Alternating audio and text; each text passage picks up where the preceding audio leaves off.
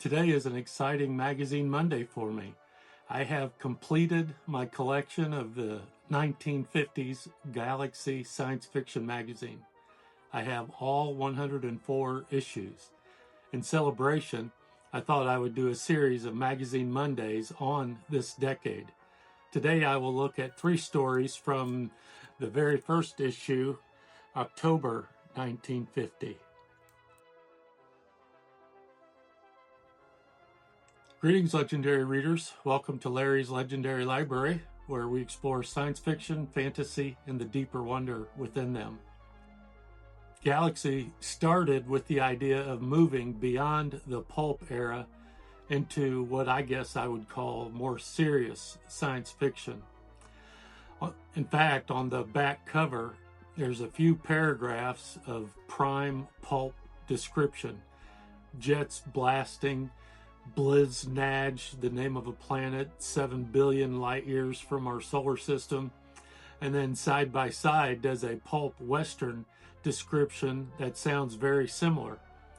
And they claimed that a lot of science fiction is just like a western, only transplanted to some alien planet. And then there's this line: if this is your idea of science fiction, you're welcome to it. You'll never find it in Galaxy, all caps. In the editorial, the editor says that Galaxy Science Fiction Magazine intends to be a mature magazine for mature readers. And that largely happened under the editorialship of H.L. Gold. About Gold, Wikipedia says that he was most noted for bringing an innovative and fresh approach to science fiction while he was the editor of Galaxy Science Fiction. And thus begins Galaxy Science Fiction Magazine in October 1950. And they largely, almost single-handedly, turned science fiction into a new direction. Let's jump into our 3 stories. If you don't have the issue and you're interested in reading the stories, I'll put a link in the description where you can read it if you like. First is Third from the Sun by Richard Matheson. Richard Matheson is most famous for his novel I Am Legend. Third from the Sun was a story that was also adapted for an episode of The Twilight Zone, Season 1, Episode 14. The story begins with a family getting around in the morning. They've planned an escape because they fear imminent war. The husband is the captain of a spaceship, and a launch has been planned. The family and select neighbors are coming along under the guise of seeing him off. If the authorities knew that they all planned to leave and never return, they would have been stopped. For my taxonomy for this story, primary is pressure. There's the quiet, escalating sense of dread and fear throughout this short story.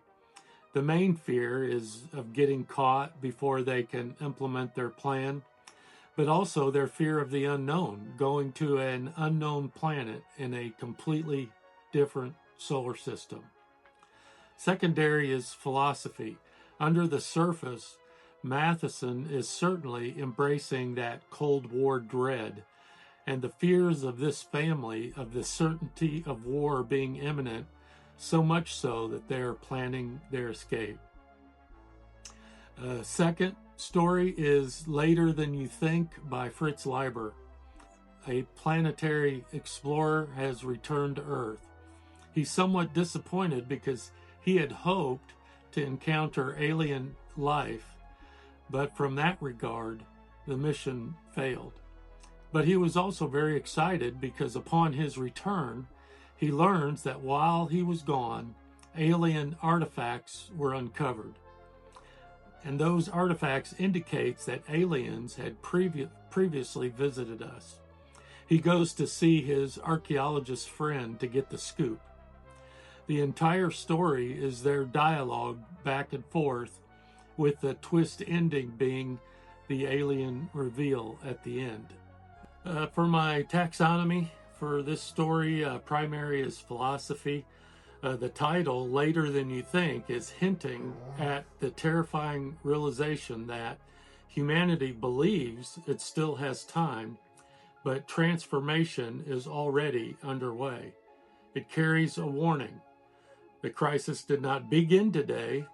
The danger is more advanced than anyone realizes, and people are waking up too late to stop it.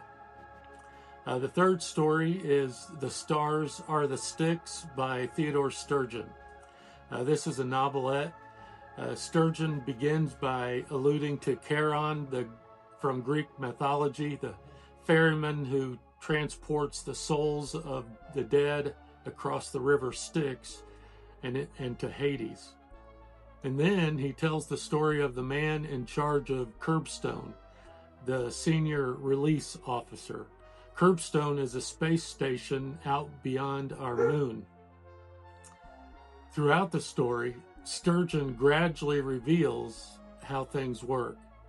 People are trained to go out, capital O, out into the furthest reaches of space. Everything is voluntary. They can train or not train as they wish. And when they are certified, they can go out or not go out as they wish.